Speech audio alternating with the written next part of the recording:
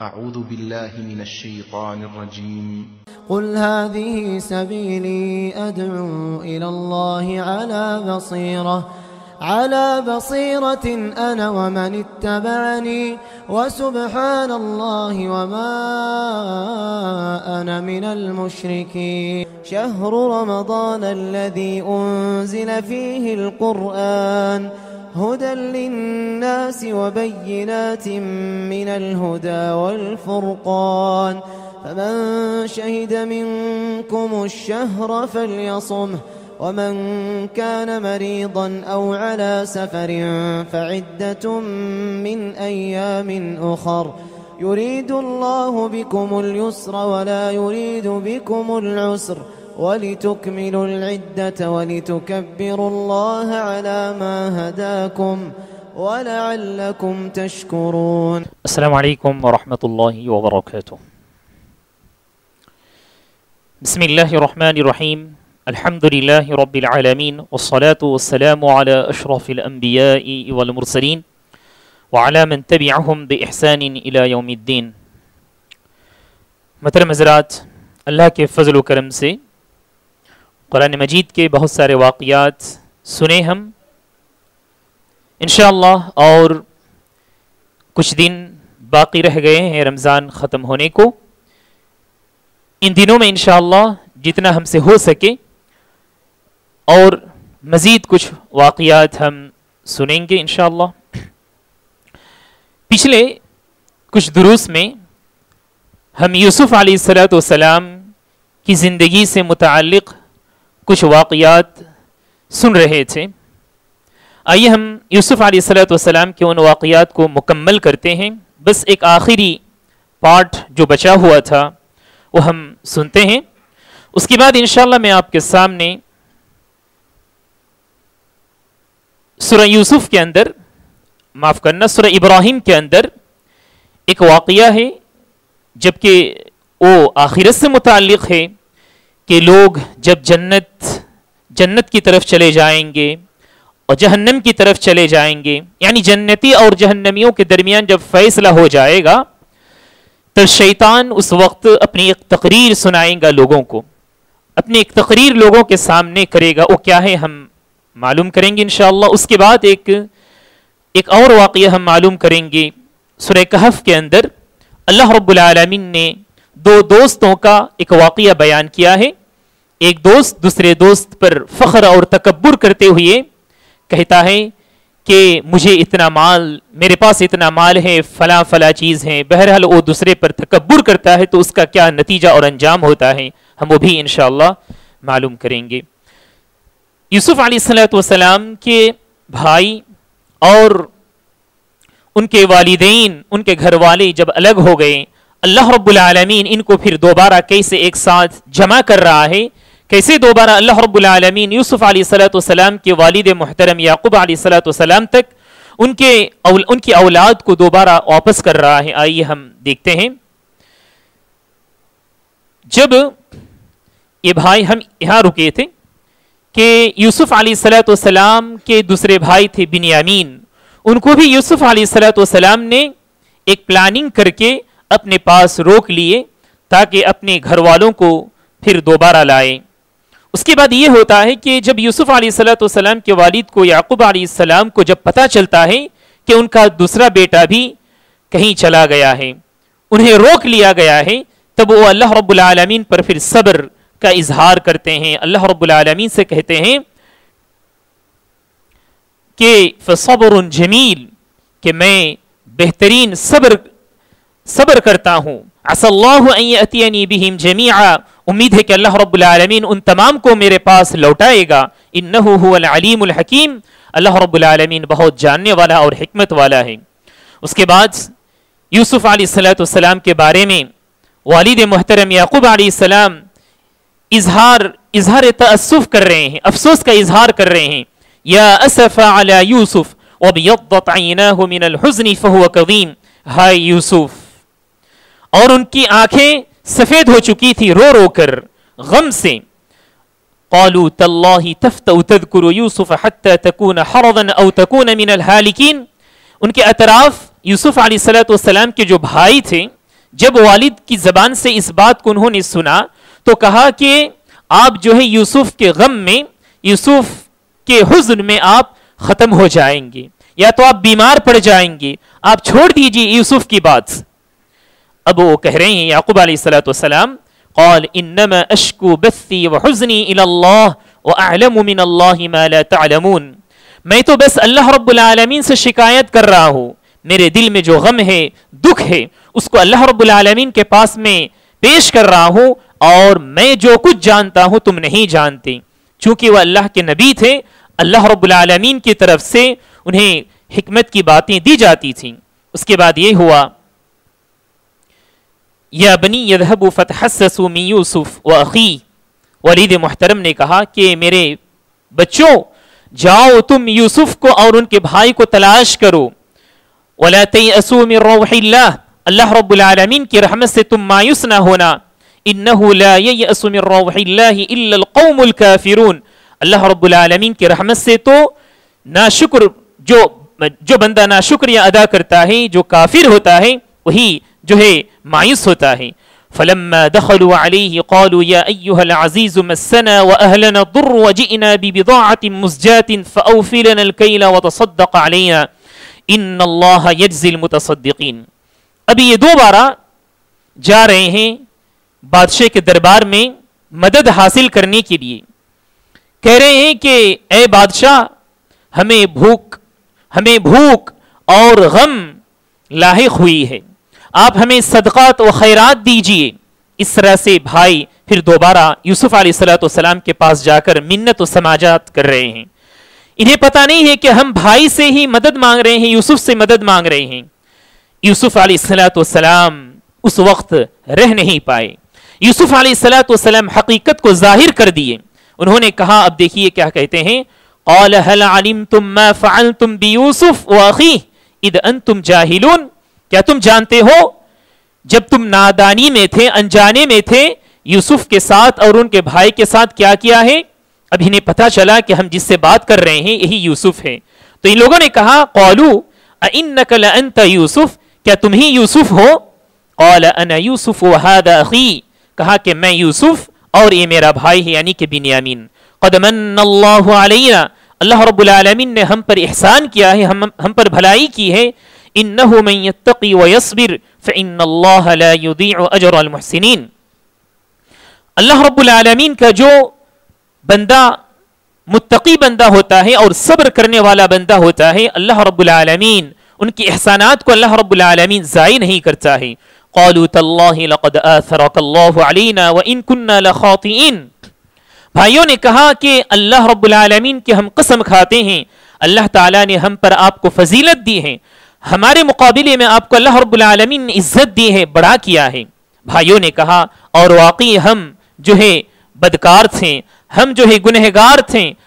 ایسا ہی بھائیوں نے کہا.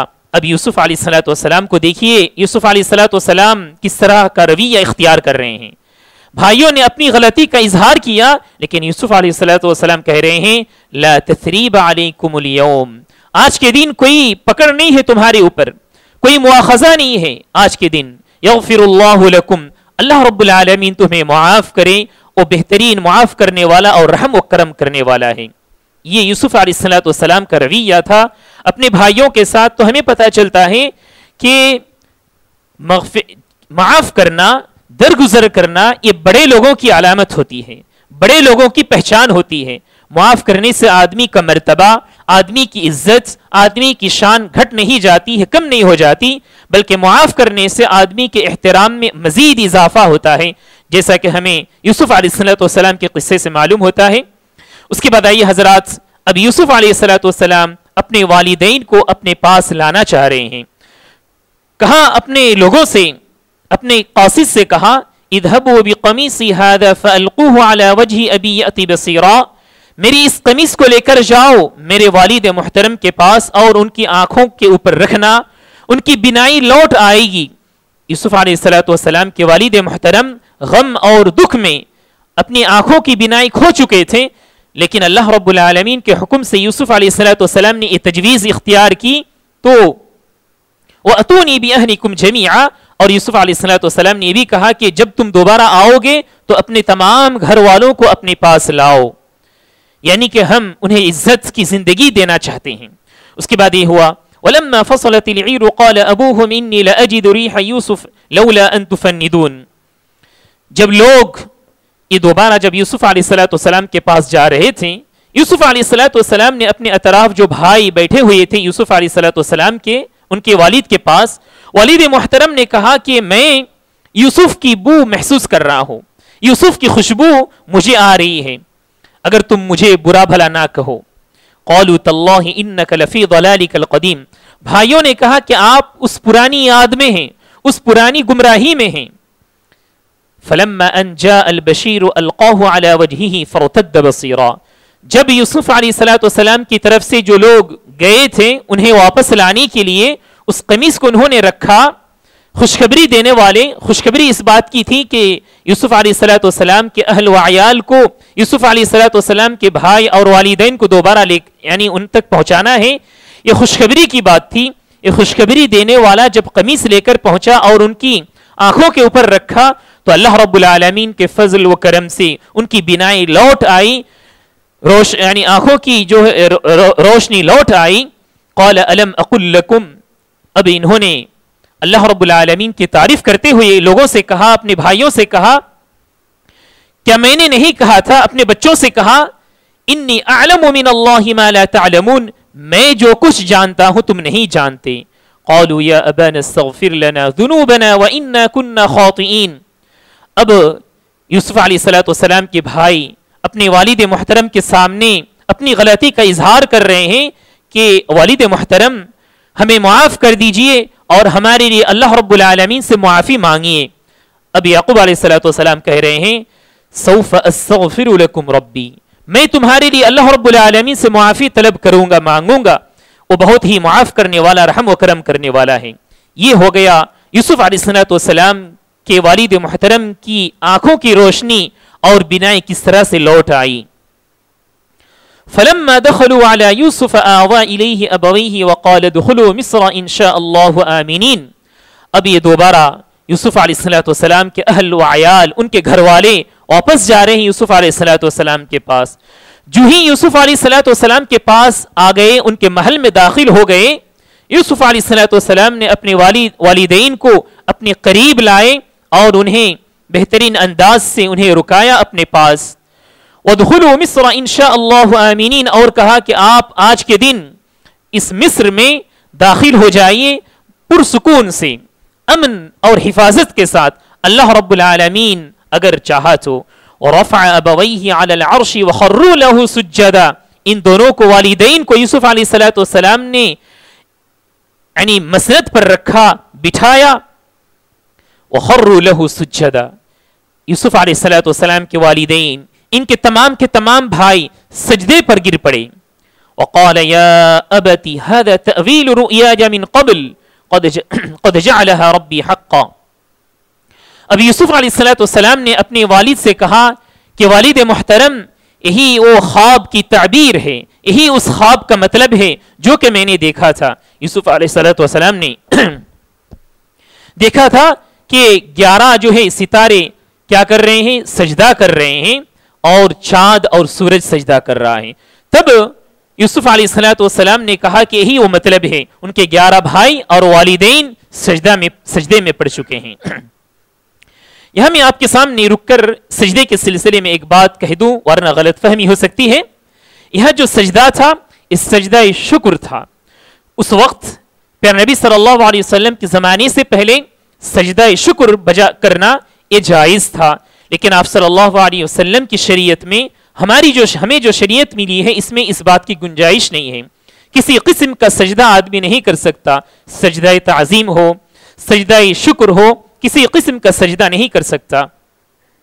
پھر نبی صلی اللہ علیہ وسلم نے فرمایا تھا، آپ سب جانتے ہوں گے کہ اگر میں کسی کو سجدہ کرنے کا حکم دیتا تو میں بیوی کو اپنے شوہر کے لیے سجدہ کرنے کا حکم دیتا، لیکن میں یہ نہیں چاہتا ہوں، اس لیے کہ اللہ رب العالمین نے اس بات کی بھی اجازت نہیں دی ہے۔ اس کے بعد یوسف علیہ السلام نے فرمایا وقد احسن بی اذ اخرجنی من السجن وجاء بكم من البدو ومن بعد ان نزغ الشیطان بینی وبین اخوتی. یوسف علیہ السلام اللہ رب العالمین کا شکر ادا کرتے ہیں. کہا کہ اللہ رب العالمین نے میرے ساتھ اچھائی کی, مجھے جیل سے نکالا, اسی طرح سے میرے والدین کو, میرے گھر والوں کو ایک جگہ سے دوسری جگہ لایا اور ملایا. جبکہ اللہ رب العالمین کا جو دشمن ہے, تمام لوگوں کا دشمن ہے, وہ شیطان نے ہمارے درمیان پھوٹ ڈال دیا تھا, ہمارے درمیان دوری کر دی تھی. ان ربی لطیف لما یشاء انہ هو العلیم الحکیم. اللہ رب العالمین باریک بین ہے, اللہ رب العالمین ہر چیز کو جانتا ہے. اس کے بعد یوسف علیہ السلام اور اللہ رب العالمین کی تعریف کرتے ہیں. رب قد آتیتنی من الملک وعلمتنی من تأویل الاحادیث. پروردگارا تو ہی نے مجھے بادشاہت دی ہے اور تو نے خوابوں کی تعبیر تو مجھے سکھلائی ہے. تو آسمانوں اور زمین کا پیدا کرنے والا ہے. انت ولی فی الدنیا والآخرہ. تو دنیا اور آخرت میں میرا مددگار ہے, تو میرا ولی ہے. توفنی مسلما والحقنی بالصالحین. مزید دعا کر رہے ہیں کہ پروردگارا تو مجھے اٹھا لے مسلمان کی حالت میں, اسلام کی حالت میں, والحقنی بالصالحین, اور تو مجھے اچھے لوگوں کے ساتھ ملا دے. یہ دعا بہت ہی اہم دعا ہے, ہم سب کو کرنی چاہیے کہ جب بھی ہم دعا کریں تو ایمان اور اسلام پر ثابت قدمی کا دعا کریں, اور ساتھ ہی ساتھ اس بات کی بھی دعا کریں کہ اللہ رب العالمین حشر کے میدان میں ہمیں اچھے لوگوں کے ساتھ اٹھائے. یہ یوسف علیہ السلام نے دعا کی تھی. یہاں تک جو ہے یوسف علیہ السلام کی زندگی سے متعلق جو واقعات تھے وہ ختم ہو رہے ہیں. میں آپ کے سامنے مزید دو واقعے پیش کروں گا. قبل اس کے کہ میں آپ کے سامنے وہ واقعے شروع کروں, کچھ یعنی فوائد جو ان تمام واقعات سے ہمیں معلوم ہوتے ہیں, آخری خاص کر کے آخری جو حصہ تھا, آخری پارٹ تھا. یہاں دیکھیے یوسف علیہ السلام اپنے بھائیوں کے ساتھ کیا رویہ اختیار کیا. جیسا کہ ہم نے کہا, معافی اور درگزری کرنا ہماری زندگی کا ایک حصہ ہونا چاہیے, تب ہماری زندگی میں عزت اور بڑھ سکتی ہے. ایک بات. دوسری بات یہ تھی یوسف علیہ السلام نے اپنے بھائیوں کو بھی عزت بخشی. ایسا نہیں کہ انہوں نے جو رویہ اختیار کیا تھا وہی ان کے ساتھ معاملہ کریں, ایسا انہوں نے نہیں کیا تھا. ایک اور بات ہمیں یہ معلوم ہوتی ہے کہ والدین کے ساتھ سلوک. یوسف علیہ السلام نے اپنے والدین کو جو جس منزلت اور قدر و منزلت انہیں ملی تھی, وہی قدر و منزلت کی نگاہ انہوں نے اپنے والدین پر ڈالی اور اپنے والدین کو اپنے پاس رکھا. ہمارے معاشرے میں دیکھتے ہیں بہت افسوس کی بات ہوتی ہے کہ جب بچے اولاد جب کسی بڑے پوسٹ پر پہنچ جاتے ہیں, والدین تھوڑے کم پڑھے لکھے ہوتے ہیں, جی ہاں, تو گری نظر سے دیکھنے لگتے ہیں. والدین کو جو ہے اپنے پاس بٹھانے کو ایک جو ہے حقیر کی یعنی حقارت کی بات سمجھتے ہیں, جبکہ ایسی بات نہیں ہونی چاہیے.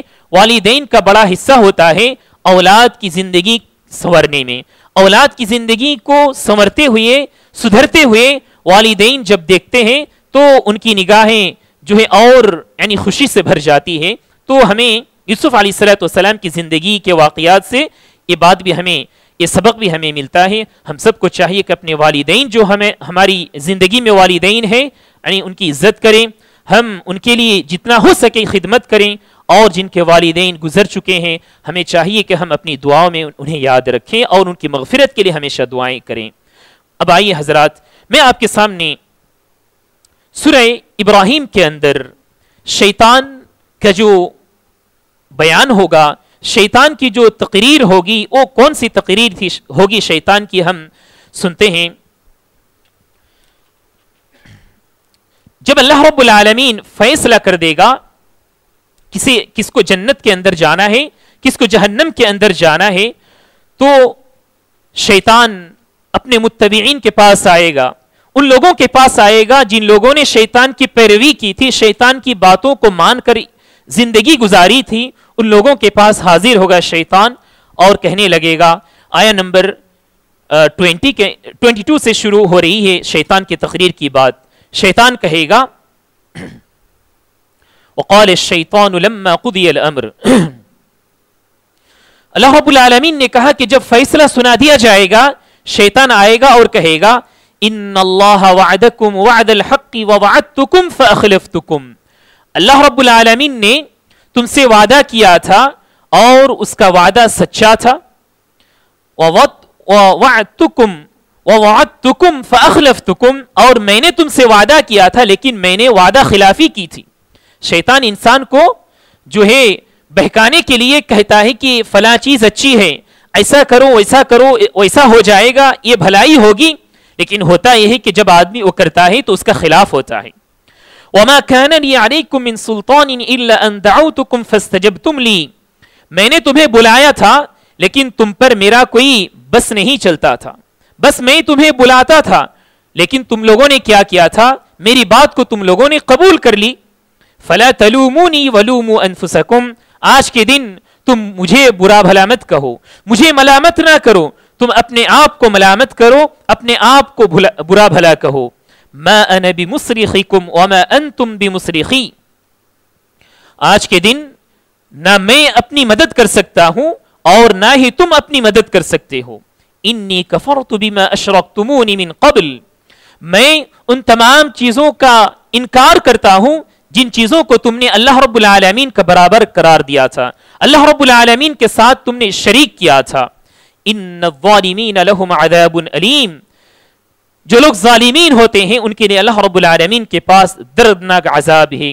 اس کے بعد اللہ تعالیٰ نے فرمایا جو جنتی ہیں، نیک عمل کیے تھے، ایمان والے، وہ جنت کے اندر داخل ہو جائیں گے. ایسی جنت کے اندر داخل ہوں گے جس جنت میں جو ہے نعمتیں ختم نہیں ہونے والی. یہ مختصر سی تقریر شیطان جو ہے لوگوں کے سامنے کرے گا. اس سے ہمیں یہ پتا چلتا ہے گویا کہ اللہ رب العالمین نے شیطان کی اس بات کو قرآن مجید کے اندر ذکر کر کے ہم سے یہ کہنا چاہتا ہے کہ ہم شیطان سے الرٹ رہیں، شیطان سے ہم دور رہیں، شیطانی حرکت اور شیطان کی باتوں میں ہمیشہ ہم نہ پڑ جائیں، کیونکہ ہمارا انجام یہی ہوگا. شیطان کسی کا ساتھ نہیں دینے والا ہے بلکہ وہ پتلی گلی سے نکل جائے گا. اور انسان جس نے شیطان کی پیروی کی تھی آخرت کو اس نے خراب کیا تھا تو اس کا انجام برا ہوگا، اس کا انجام جو ہے جہنم ہوگا. دوسری ایک واقعہ میں آپ کے سامنے ذکر کر کے ختم کروں گا انشاءاللہ آج کا درس. سورہ کہف کے اندر اللہ رب العالمین نے دو دوستوں کا واقعہ پیش کیا ہے. دو دوست آپس میں رہتے تھے، بات چیت کرتے تھے، ایک دوسرے کا حال پوچھا کرتے تھے. ایک دوست جو ہے مومن تھا، دوسرا دوست کافر تھا.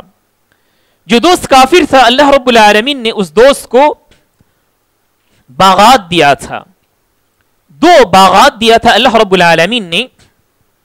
اب آئیے کیا ہو رہا ہے. سورہ کہف آیا نمبر 32 سے شروع ہو رہا ہے.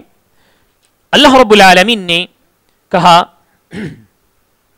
وَضْرِبْ لَهُمْ مَثَلَ الرَّجُلَيْنِ جَعَلْنَا لِأَحَدِهِمَا جَنَّتَيْنِ مِنْ أَعْنَابٍ وَحَفَفْنَاهُمَا بِنَخْلٍ وَجَعَلْنَا بَيْنَهُمَا زَرْعًا. اللہ تعالیٰ نے پیارے نبی صلی اللہ علیہ وسلم سے فرمایا کہ آپ بیان کیجئے 2 لوگوں کے سلسلے میں. ان دونوں میں سے ایک کو ہم نے 2 باغات دیے تھے. جو ہے ایک باغ کیسا تھا؟ کھجور کا باغ، اور دوسرا تھا یعنی انگور کا باغ. کیا ہوتا تھا؟ اس کی شکل و صورت کیسی تھی؟ اللہ تعالیٰ نے اس کے اندر فرمایا ہے کلتا الجنتین آتت اکلها ولم تظلم منه شیئا وفجرنا خلالهما نہرا. اللہ رب العالمین نے کہا کہ یہ دونوں باغات ایسے تھے اس میں پھل بہت زیادہ آتے تھے، پھل بہت زیادہ آتے تھے. اس کے اطراف کھجور کے درخت ہوتے تھے لیکن درمیان میں انگور کے درخت ہوتے تھے، اور اس کے آس پاس جو ہے نہریں بہتی تھیں. اور اس طرح سے وَكَانَ لَهُ ثَمَرٌ، اس کے پھل بہت زیادہ آتے تھے. یعنی کہ مفسرین نے فرمایا کہ سورج کی روشنی ساتھ ہی ساتھ بہترین ہوا ان پھلوں کو ملتی تھی. اور جب کھیتی باڑی کے لیے سورج کی روشنی اور ہوا بہترین ہو تو زیادہ پھل اس سے یعنی اس درخت میں زیادہ پھل آتے ہیں، اس کھیت میں زیادہ یعنی پیداوار زیادہ آتے ہیں.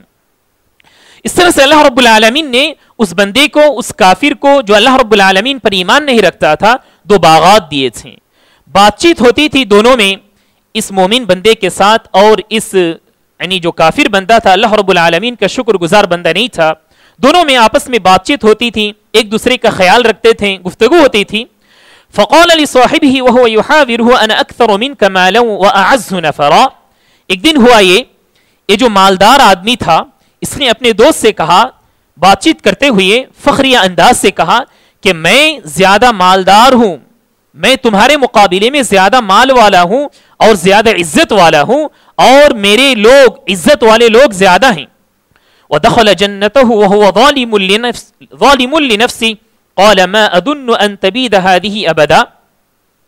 ایک دن ایسا ہوا کہ یہ مالدار آدمی اپنے باغ میں داخل ہوا، فخری انداز سے داخل ہوا اور کہنے لگا میں یہ سوچتا ہوں کہ یہ باغ کبھی ختم ہونے والا نہیں ہے، اس کے اندر جو پھل ہیں یہ ختم ہونے والے نہیں ہیں، اور وہ اپنے آپ پر ظلم کرنے والا تھا. وما اظن الساعة قائمة، اور میں یہ بھی گمان رکھتا ہوں، یقین رکھتا ہوں کہ قیامت آنے والی نہیں ہے. اگر قیامت آ بھی جائے تو اللہ رب العالمین مجھے جو ہے اس سے بڑا باغ عطا کرے گا. یہ اس طرح سے کہہ رہا تھا. قال له صاحبه وهو يحاوره اكفرت بالذي خلقك من تراب ثم من نطفه ثم سواك رجلا. اب ایماندار بندہ ساتھی اس کا دوست یہ کہنے لگا، جب اس نے دیکھا اپنے ساتھی کو، دوست کو دیکھا کہ یہ گمراہی پر ہے، یہ بہک رہا ہے، اس نے کہا کہ کیا تم اس اللہ کی نافرمانی کرتے ہو جس نے تمہیں مٹی سے پیدا کیا ہے، اس کے بعد جس نے تمہیں نطفے سے پیدا کیا، اس کے بعد تمہیں ٹھیک ٹھاک کیا، ایک انسانی شکل تمہیں دی. لکنہ اللہ ربی ولا اشرک بربی احدا. لیکن یاد رکھو میں اس اللہ رب العالمین پر یقین رکھتا ہوں، وہی میرا پروردگار ہے، میں اس کے ساتھ کسی کو شریک نہیں کرتا ہوں. نصیحت کر رہا ہے یہ دوست. تو پتہ چلتا ہے کہ دوستی، صحیح دوستی اس وقت ہو سکتی ہے جب دوست کسی دوسرے دوست کو بہکتا ہوا دیکھے اور نصیحت کرے، تبھی چل کر یہ صحیح دوست ہو سکتا ہے. صحیح دوست وہ نہیں ہے، اصل دوست وہ نہیں ہے کہ جب دوست گمراہی پر رہے، غلطی کرے اور اس غلطی کا ساتھ وہ بھی دے. صحیح دوست تو وہ ہے جو کسی دوست کو گمراہی پر دیکھے، اس کا پیر کسی غلط چیز کی طرف جائے اور اس کو روک لے. تو یہ دوست اپنی ڈیوٹی، اپنی ذمہ داری ادا کر رہا تھا. اس کے بعد کیا ہوا دیکھیے. وَلَوْلَا إِذْ دَخَلْتَ جَنَّتَكَ قُلْتَ مَا شَاءَ اللَّهُ لَا قُوَّةَ إِلَّا بِاللَّهِ. یہ تم فخر کر رہے ہو، تمہارے لیے تو زیب یہ دیتا کہ تم اپنے باغ میں داخل ہوتے اور اللہ رب العالمین کی تعریف کرتے، اللہ رب العالمین کی بڑائی بیان کرتے. ان ترنی انا اقل منک مالا وولدا. اس کے بعد کیا ہوتا ہے کہ یہ جو دوست تھا فخریہ انداز سے پیش آ رہا تھا، اپنے دوست سے کہہ رہا تھا میں تو دیکھتا ہوں کہ تم بہت کم یعنی مال والے ہو اور یعنی اولاد والے ہو، بہت کم اولاد والے ہو. فعسى ربي ان يؤتيني خيرا من جنتك. جیسا کہ میں نے کہا، اس نے کہا تھا کہ مجھے اللہ رب العالمین اور زیادہ دے گا اگر قیامت بھی آ جائے. اس کے بعد یہ ہوتا ہے حضرات، ایک دن یہ آدمی، یہ مالدار آدمی اپنے باغ میں جاتا ہے اور کیا دیکھتا ہے. وَأُحِيطَ بِثَمَرِهِ فَأَصْبَحَ يُقَلِّبُ كَفَّيْهِ عَلَى مَا أَنفَقَ فِيهَا وَهِيَ خَاوِيَةٌ عَلَى عُرُوشِهَا وَيَقُولُ يَا لَيْتَنِي لَمْ أُشْرِكْ بِرَبِّي أَحَدًا.